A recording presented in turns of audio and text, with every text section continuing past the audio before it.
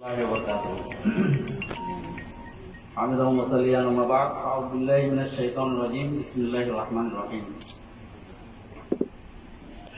সভাপতি সাহেব ও আজকের এই মহতী সভায় উপস্থিত পাকুড়, সাহেবগঞ্জ ও বিভিন্ন জেলা থেকে আগত সম্মানিত ওলামা ইকরাম ও আমার প্রাণ প্রিয় ভাই ও বন্ধু, অনেকক্ষণ থেকে আপনারা আলোচনা শ্রবণ করছেন। আর বিশেষ রূপে বিষয়টি কি আপনারা সবাই ভালোভাবে বুঝে গেছেন। এই জ্ঞানী তারকার মাঝে আমার মতো একজন নগণ্য ব্যক্তিকে একজন মহান ব্যক্তিত্বের উপরে সংক্ষিপ্তভাবে কিছু ফিডব্যাক দেওয়ার জন্য বলা হয়েছে। আমি বুঝতে পারছি না কোথা থেকে শুরু করি আর কোনখানে শেষ করি। তবে যাই হোক, এর জন্য আমি জামিয়াতুল ফালাহ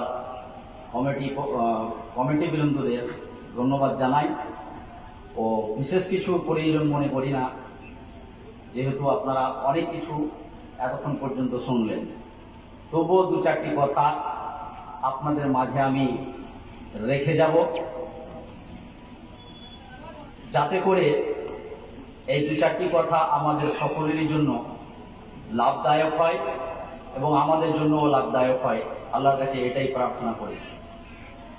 একটা প্রবাদ বাক্য আছে, তব পস্তানে সে কিয়া হোগা জব চিড়িয়া চুগ যায় খেত।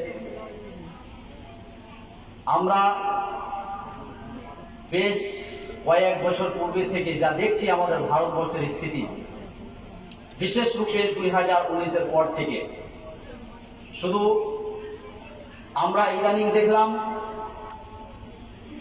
মুফতি আব্দুল আজিজ হাক্কানী রাহিমাহুল্লাহকে, উনি আমাদের মাঝে থেকে বিদায় নিলেন।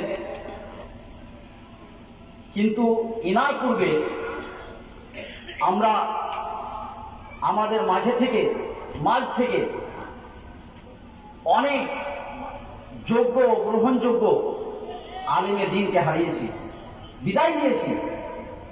যেমন আপনি 2019-এর পর থেকে পাতা পাল্টিয়ে দেখুন, বিশেষ রূপে সোশ্যাল মিডিয়ার পেজ উল্টিয়ে দেখুন। এই সোশ্যাল মিডিয়ার পেজ আপনাকে চিৎকার করে ডাক দিয়ে বলবে যে আপনার কাছ থেকে, আপনার মাঝে থেকে কোন কোন তারকাগুলি বিদায় নিয়েছেন। হতে পারে আমরা মূল্যায়ন করি না। যদি আমরা মূল্যায়ন করি, আমাদের কি হয়েছে, যখন কোনো তারকা এই ধরনের বিদায় নিয়ে নেয়, তো আমরা আলেম আমাদের মাঝে থেকে দু চার দিন সোশ্যাল মিডিয়ায় ঢেঁড়া পিঠে শেষ হয়ে যায়, ভুলে যায়, শেষ হয়ে যায়।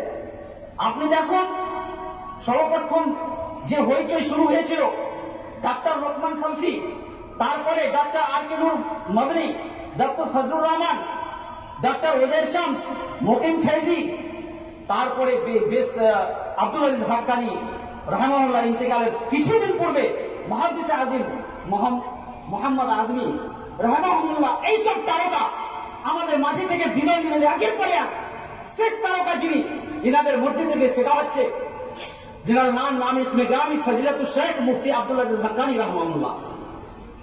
কথা হচ্ছে, এইসব থেকে আমরা কি উপদেশ কিছু গ্রহণ করেছি?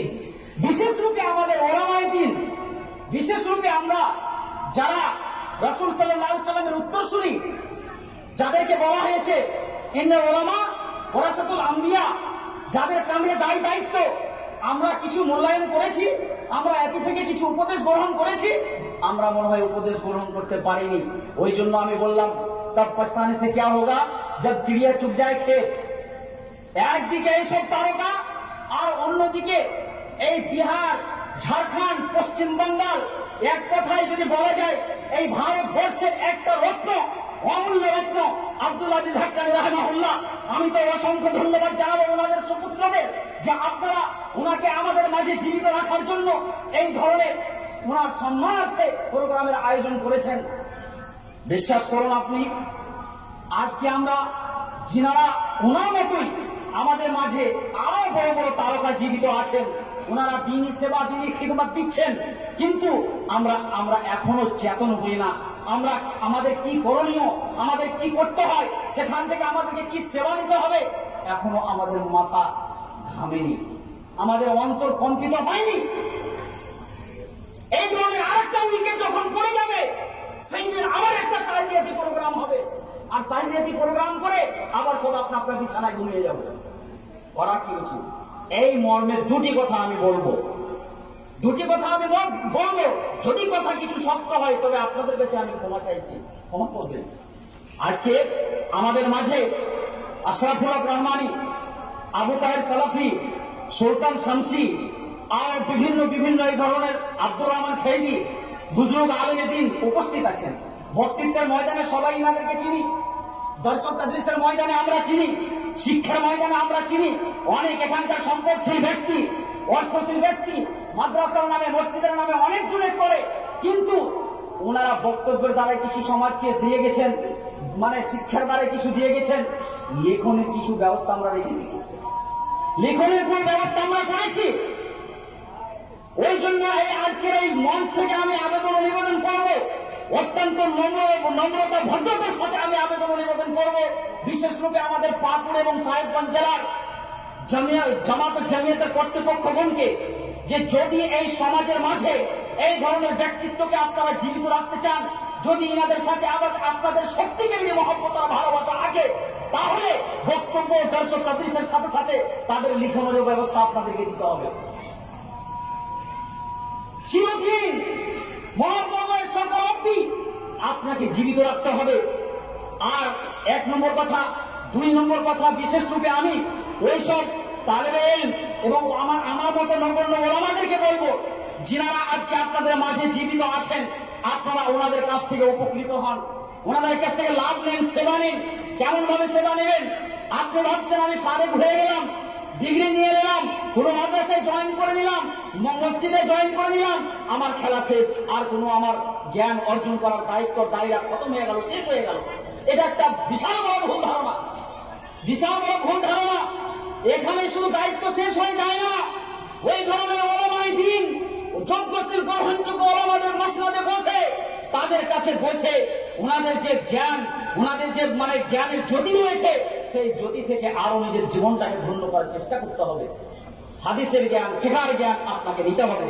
শেষ কথা, এক কথা, আব্দুল আজিজ হাক্কানী রাহমাহুল্লাহ, উনি নিজের জীবনে সারাটা জীবন দ্বীনের খিদমতে এবং সারাটা জীবনকে ব্যয় করে দিয়েছেন।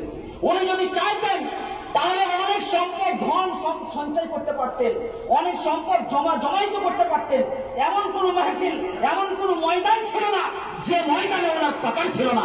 উনি যদি চাইতেন তাহলে উনি মরে যাওয়ার পরে ওনার ছেলে মেয়েদের জন্য কোটি কোটি টাকার সম্পদ ছেড়ে দিতে পারতেন। কিন্তু আশা করি যে এই ধরনের কিছু করেননি। করে কি গেছেন? ভেবেছেন কি নিয়ে ভাবনা চিন্তা করেছেন? এই জাতির ভবিষ্যৎ নিয়ে, এই কওম মিল্লাতের ভবিষ্যৎ নিয়ে। যার কারণে উনি বিরাসতে যদি ছেড়ে গেছেন, তাহলে একটা শিক্ষা প্রতিষ্ঠান ছেড়ে গেছেন, দ্বীনি শিক্ষা প্রতিষ্ঠান কায়েম করে গেছেন, যাতে করে এখান থেকে জাতির যারা দুস্থ, অসহায়, যারা লেখাপড়া করবার ক্ষমতা রাখে না, এখানে এসে বিনামূল্যে লেখাপড়া শিখে দ্বীনি শিক্ষা অর্জন করে সমাজের খিদমত করবে। তাই আমাদের উচিত হবে এই সম্পদকে বাঁচিয়ে রাখা, এই সম্পদকে টিকিয়ে রাখা। আমাদের সকলেরই যারা আমরা ওনার সাথে মহব্বত ভালোবাসা রাখি, আমাদেরকে এটা দায়িত্ব আমাদের যে এই সম্পদকে টিকিয়ে রাখা। কথাকে লম্বা না করে এখান থেকে আমি শেষ করছি। আল্লাহ পাক রব্বুল আলামিন যে সমস্ত ওলামায়ে দ্বীন পিছনে অতীতে চলে গেছেন, আল্লাহ তাআলা আমাদের সকলেরই কবরকে যেন আলোময় করে দেন, বলুন আমিন। তাকাব্বাল ইয়া রাব্বাল আলামিন। আসসালামু আলাইকুম।